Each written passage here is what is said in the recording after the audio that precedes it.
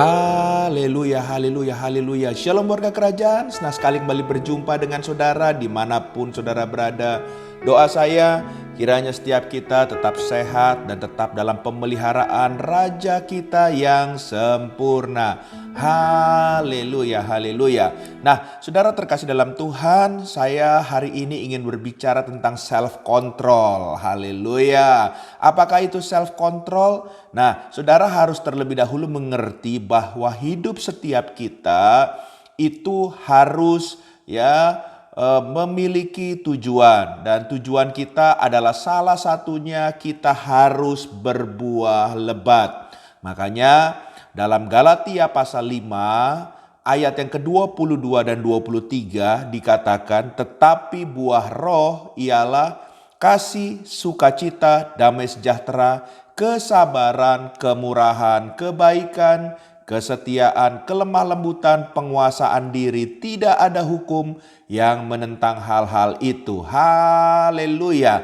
Nah, saudara terkasih dalam Tuhan, kalau kita merenungkan firman Tuhan ini, tentunya kita harus tahu bahwa kita itu berbuah. Apa maksudnya berbuah? Yaitu kita memiliki hidup kita, berbuahnya itu di dalam roh. Nah, sehingga buah roh itu kitab Galatia melukiskan ada 9 hal. Tapi pernahkah saudara berpikir dari 9 hal yang saudara terima buah roh tersebut atau saudara hasilkan dari kehidupan saudara dengan kasih, sukacita, damai sejahtera, kesabaran, kemurahan, kebaikan, kesetiaan, kelemah lembutan, tanpa yang terakhir, yaitu apa? Penguasaan diri, self control, semuanya akan sia-sia. Haleluya. Dan saya percaya Alkitab gak sebuah kebetulan menulis tentang penguasaan diri di closingnya dari 9 buah roh, terakhir penutupnya. Sebab saudara terkasih dalam Tuhan, biasa kalau terakhir penutup itu harus melengkapi segala sesuatu yang ada lebih dulunya. Haleluya. Dan penguasaan diri ini, self control, melengkapi dari 8 buah roh yang lain. Nah, oleh sebab itu, haleluya, sebelum kita saudara terkasih dalam Tuhan, hidup kita Tuhan pakai lebih heran, lebih ajaib, lebih luar biasa, kita harus mengerti dulu tentang self control. Apa itu self control? Nah, self control itu berasal dari bahasa aslinya itu disebut dengan kata enkratos. En itu artinya di dalam. Kratos itu kekuatan atau kuasa. Jadi seseorang yang memiliki self control atau penguasaan diri, artinya seseorang tersebut memiliki kekuatan yang luar biasa yang keluar dari dalam. Wow, haleluya, haleluya. Kalau saudara pernah belajar ilmu bela diri apapun aliran manapun, awal-awal saudara belajar pasti yang ditempa itu adalah fisiknya. Tapi saudara kalau sudah tingkatnya levelnya tinggi, saudara mereka sudah gak main di fisik lagi, tapi berusaha mengeluarkan power, energi yang ada dari dalam. Ada yang dibilang tenaga dalam, ada yang dibilang apapun juga. Kenapa? Karena mereka percaya bahwa sesuatu yang keluar dari dalam itu akan menyempurnakan apa yang mereka latih selama ini yang dari luar. Haleluya. Bahkan kekuatan dari dalam itu adalah sesuatu yang justru lebih luar biasa. Nah, dalam kebenaran firman Tuhan kita harus mengerti bahwa penguasaan diri pun hal yang luar biasa. Oleh sebab itu ada 3 hal yang kita harus belajar soal penguasaan diri. Yang pertama, saudara harus belajar menguasai lidah saudara. Haleluya, haleluya. Hati-hati mempergunakan lidah saudara atau perkataan saudara.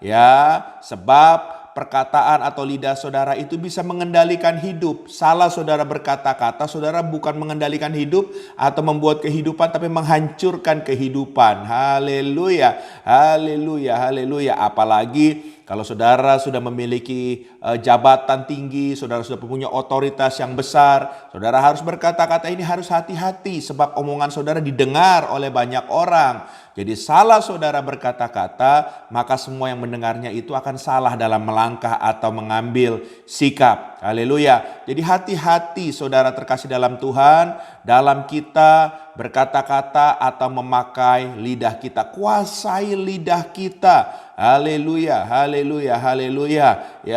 Bahkan kalau saudara salah mempergunakan lidah, lidah itu pun akhirnya bisa menghancurkan apa yang saudara sudah bangun.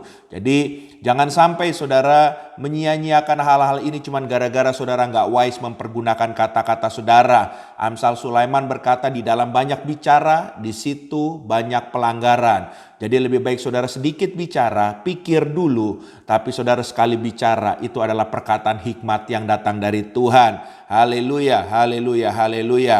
Nah, oleh sebab itu kita juga mengerti bahwa perkataan kita itu akan menunjukkan siapa kita. Haleluya. Kalau saudara berkata saudara sudah dewasa dalam Tuhan, tentunya perkataan saudara itu akan berbeda, penuh kebenaran firman Tuhan. Kalau saudara berkata saudara adalah hamba Tuhan, perkataan saudara akan selalu memberkati dan mendatangkan shalom. Jadi ya, perkataan atau lidah saudara menunjukkan siapa saudara sesungguhnya. Haleluya. Hal yang kedua yang harus kita kuasai. Yang pertama lidah, yang kedua kita harus menguasai apa? Tubuh kita. Di dalam tubuh kita termasuk pola makan, pola hidup, pola pekerjaan kita, bahkan emosi kita. Haleluya. Kita harus kuasai. Jangan sampai hal-hal seperti ini yang menguasai kita. Haleluya, haleluya. Mari kita terus belajar dan ini harus dikerjakan seumur hidup, termasuk saya yang juga terus berusaha mengerjakannya hal-hal ini. Haleluya.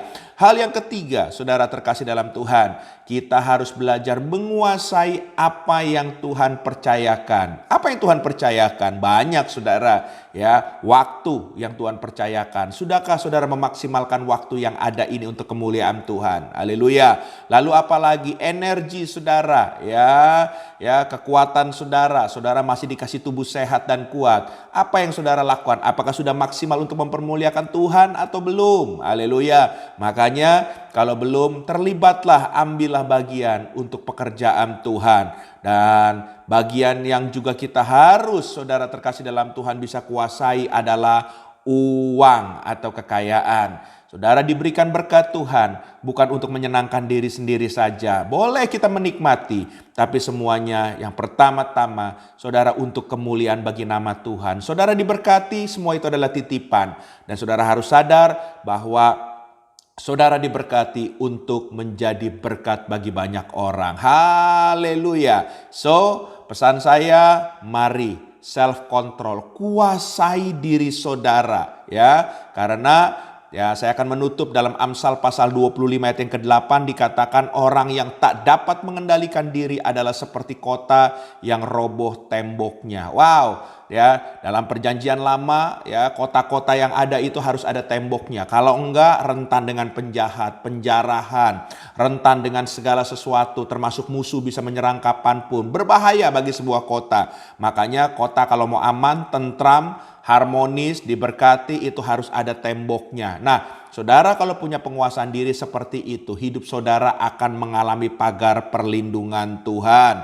Haleluya. Makanya saya cuma mau bilang, ya, penguasaan diri adalah tembok perlindungan yang saudara harus jaga. Ya, biarlah saudara terkasih dalam Tuhan, mari kita lakukan bagian kita dengan kita menguasai diri kita. Maka Tuhan akan melakukan bagiannya untuk menyempurnakan. Tuhan memberkati. Izinkan saya berdoa buat saudara. Bapa, kami berdoa bagi setiap pendengar yang ada. Kalau kami hari-hari ini belum menguasai diri kami tahu ini adalah kedagingan yang sangat kuat. Tapi kami percaya kami punya Tuhan yang hebat, yang lebih kuat dari kedagingan kami. Kuasai kami. Kami mau tundukkan kedagingan kami di bawah kuat otoritas daripada Roh Kudus. Roh Kudus, pimpin kami. Terima kasih, dalam nama Yesus kami berdoa dan kami percaya kemenangan menjadi bagian kami dengan kami bisa menguasai diri kami. Haleluya. Amin.